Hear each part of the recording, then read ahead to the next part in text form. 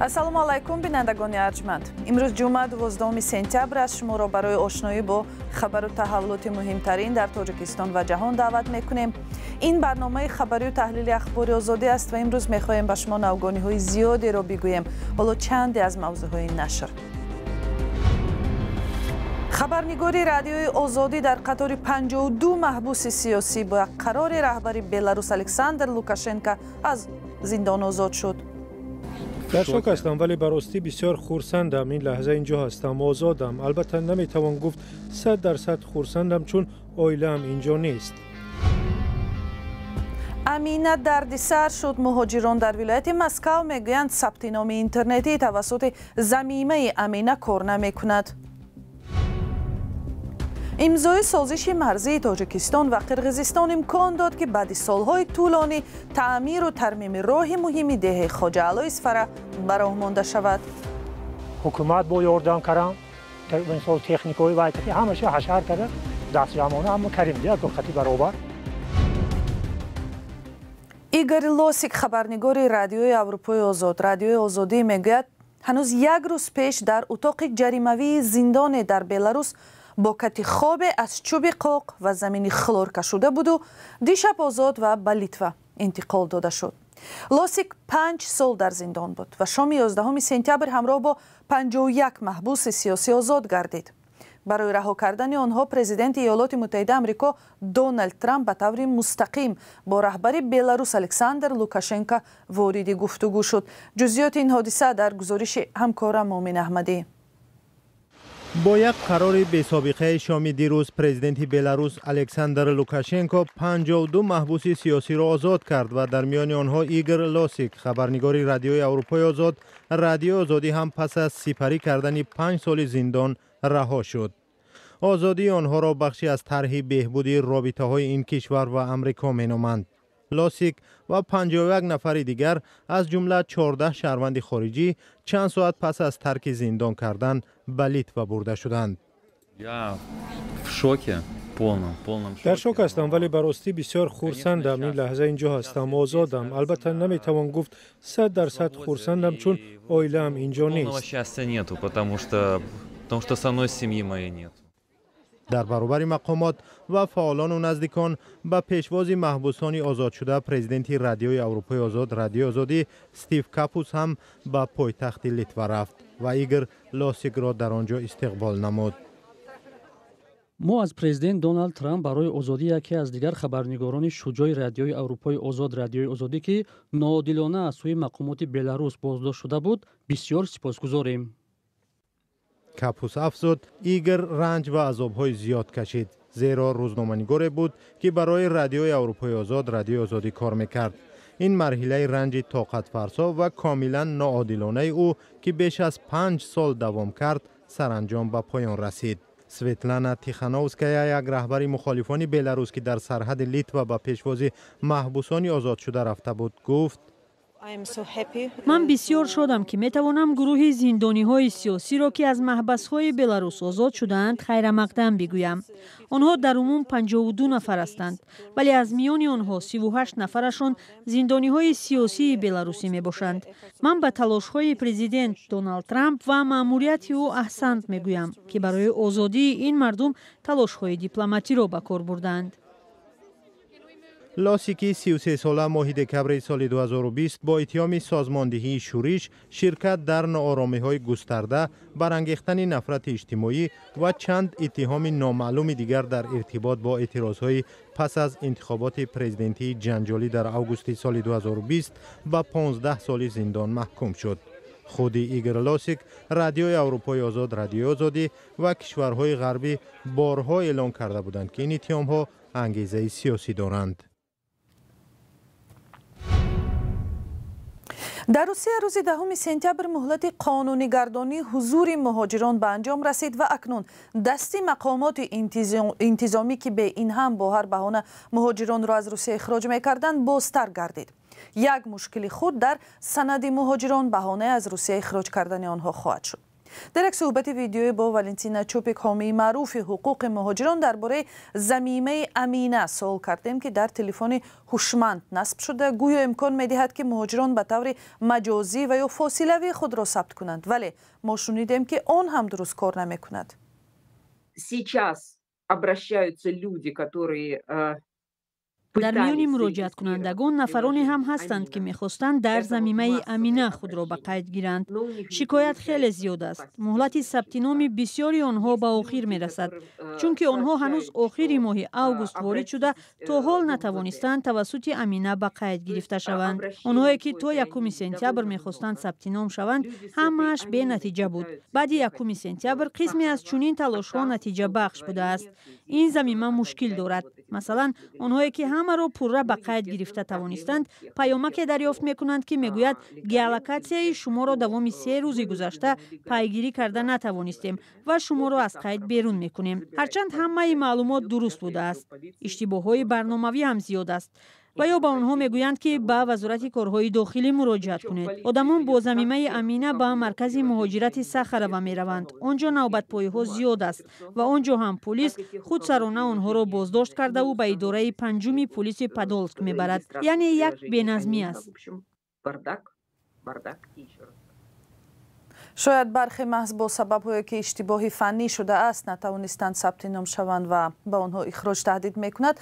سوال دیگر هم از والنتینا چوپیک این بود که چی باید کرد تا مهاجران بعد این همه، یعنی بعد 10 سپتامبر، با برخورد ناعادلانه یا غیر قانونی مقامات روبرو نشوند؟ در نوبت اول آنها باید درست بفهمند که تا کجا اخراج آنها قانونی است و آیا قرار پلیس اخراج است یا نه. از بس که حالا اخراج در صلاحیت پلیس است، بسیار حالت‌های شده است که مردم نمی‌دانند که قرار اخراج آنها وجود دارد. حالا پلیس با همه به استثنا به همه یک سند داده طلب می‌کند 5000 روبل جریمه سپارند. به هیچ صورت این کار را نکنید. بسیار وقت قانون شکنی صادر نشده است. پلیس می‌خواهد نقشه جمع‌آوری جریمه را اجرا کند، ولی به علاوه این نقشه‌های اخراج هم وجود دارد و آنهایی که کورکورانه و به خاطر گویا خلاص شدن از پلیس این سند را امضا می‌کنند، سند اخراج خود را هم امضا می‌کنند. ولی خوشبختانه حالا شرایط پیشگیری از قرار اخراج پلیس خیلی خوب شده است. ماه‌های اپریل و می امسال دسته مردم را خارج کردند و به تنها خود من تخمیناً 600 مراجعت از اخراج بی اساس پلیس آمد. ما در 531 حالت توانستیم که این قرارها را بیکار کنیم. خادمان پلیس بسیار وقت پروتکل اخراج را بی‌سوادانه پر می‌کنند. این گونه خطاهای پلیس خیلی زیاد راه می‌یابد و من به مهاجران چنین مشورت می‌دهم که اگر دیدند که سند خطا پر شده است و از آنها طلب می‌کنند که حتما امضا گذارند، در پیش امضا نویسند من راضی نیستم. هیچ سند را بدون خواندن آن امضا نکنید. حتما آن سند را عکس گرفته به من فرستید. باور کنید ما حتما در این حالت دست بالا می‌شویم. اگر شما بیگناه هستید حتما برنده می‌شویم. پلیس حق ندارد سندهای مهاجرت شما را بسنجد. این کار در صلاحیت ساختارهای مهاجرت است. شما با آنها تنها باید شناسنامه‌تان را نشان دهید. سپاس از والنتینا چوپیک حامی معروف حقوق که به سوال‌های رادیو آزادی درباره وضعیت فعلی مهاجران در روسیه تفصیلات داد. شکل پره این مصاحبه او را درباره وضع مهاجران در روسیه بعد انجام مهلت به قیدگیری رسمی آنها در سامانه رادیو آزادی پیدا کنید.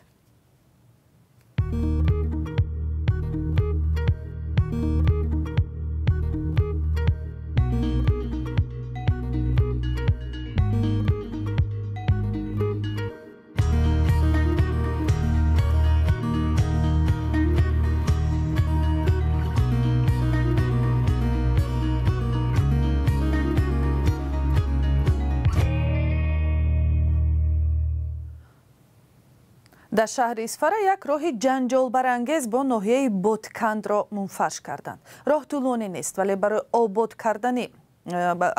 کردنش طرفها سالها بحث داشته مانع همدیگر میشدند. حالا این راه از جانب تاجیکستان بازسازی شده. از آن باز هم اکثر شهروندان همین کشور استفاده میکنند. پیشتر پل تخریب شده اش را هم مردم با راه حشر ساخته بودند. فرزان محمدی از راههای مرزی با قرقیزستان گزارش میدهد. تقریبا 1 کیلومتر راه به سوی دهه خواجه اعلی را منفرش کردند. این راه را تا چند ماه پیش مردم دهه کوکترک ناحیه بادکند جمهوری قرقیزستان هم استفاده می‌کردند. ولی حالا در آن اساساً نقلیات با رقم‌های تاجیکی روا می‌کنند. ساکنان چارکوه میگویند برعکس سالهای قبل مردم همسایه به بازسازی آن مانع نشدند. همین راه کتی که بسیار رضا میکشند مردم حقانی. من همین خدا خیر حاضر حکومت محیطیت من همین مثال سرداری دولت هم همه وقتی و آشان کتی من خدا بشکر روز داغا باب شده کن. ماشین ها بیمار را میرفتگی شدن. مردم وقتش مثال کارش به میرسد چیزی چی مقصدش کن همین خیلی ها. پیشتر این راه چنین وضع داشت و یکی از منطقه های دشوارگذر بود. از پهلوی آن یک جویباری بزرگ نیز از جانب قرقیزستان می آید و به دریای اسفره می ریزد. سال گذشته بر ضم این راه دشوارگذر پل را نیز آب برده بود و مردم محل توانستند آن را از نو بسازند.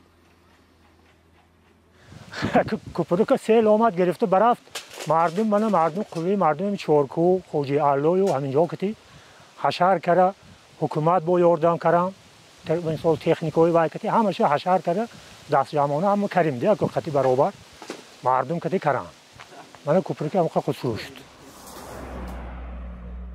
این راهی نو منفرش شده همچنین به سمت جماعت واروخ می رود. حالا نیز مردم تاجیکستان توسط دهه قرقیزنشین آقسو به داخل جماعت می روند. ولی به گفته ساکنان اینجا و چند نماینده رسمی ساختمان راه نو در صدد آغاز است. ساختمان راه را یک شرکت چینی به عهده گرفته است و درازی آن بیش از 4 کیلومتر خواهد بود. در حالی که حکومت و بسیاری از منصبداران تاجیکستان جزئیات سازشنامه مرزی را با قرقیزستان آشکار نمی‌کنند، یک نماینده وزارت نقلیات در سوخت ماه پیش به اختیار کدام طرف گذشتن چند قطعه های راه منطقه را شرح داده بود. پورا روی چارکو از اون مشکلی فقط درآمد به واروخ و یک لایه کلانش ساز لایه تقریبا 255 میلیون سوم را تشکیل می‌دهد. شرکت های خیتایی، شرکت های ترکی و شرکت های ایرانی را ما گرفته بردیم اینجا. از حساب همون دریای با کمتر وای کرده همجا بلندای بتون کرده راهی نو می‌سازیم بدون وارد بیمار رفت آمد کردم. یعنی به گفته ناصرزاده راه دهه خواجه اعلی و چهارراه‌های بحثی هم به حدود تاجیکستان گذشته فعلا ساکنان دو کشور از آن استفاده میبرند. پیشتر این منصبدار تاجیک به رادیو آزادی گفته بود که پس از بحث‌های طولانی تعمیر راهی بین دهه خسته‌ورز باباجان غفوری فی تاجیکستان و دهه‌های بارباردوک و ارقه ناحیه لیلک قرقیزستان را هم آغاز کردند. این شرح و توضیح یک مسئول وزارت نقلیات تاجیکستان در حالی است که با گذشت بیش از 4 ماه تاجیکستان هنوز هم منطقه ها و محل های تبادل شده را با قرقیزستان اعلان نمی کند. منصبداران قرقیزستان پیش از امضای سازشنامه بعضی جزئیات را آشکار کرده بودند. عارف خواجه‌زاده رئیس کمیته اداره زمین و گردیزی تاجیکستان روز 1 آگوست در پاسخ به سوال خبرنگاران این تصمیم را به ادامه نشانه‌گذاری سرحد پیوند داد.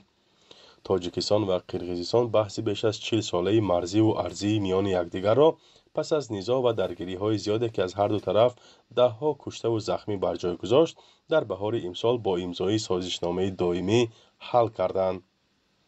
فرزا محمدی، رادیو آزادی از منطقه‌های نزدیک‌مرزی تاجیکستان و قرقیزستان. و یک خبر президенти пешини Бразилия Жаир Болсонаро аз рӯи парвандаи табаддулоти давлатӣ ба 27 соли зиндон маҳкум шуд. рӯзи панҷшанбе додгоҳи олии Бразилия қарор кард ки гуноҳи раҳбари пешини кишвар дар тавтея ба хотири бозгардони қудрати дар интихоботи соли 2022 аз даст додааш тасдиқ шудааст. он сол ӯ дар муқобили сиёсатмадори чапгаро Лула да Силва мағлуб шуда буд. در همین جا این نشر برنامه اخبار آزادی به اتمام میرسد. سپاس که تا این لحظه ها با ما بودید. اگر خود شما هم شاهد کدام خبر یا حادثه بودید لطفاً با رادیوی آزادی در میان گذارید. سپاس و خداحافظ.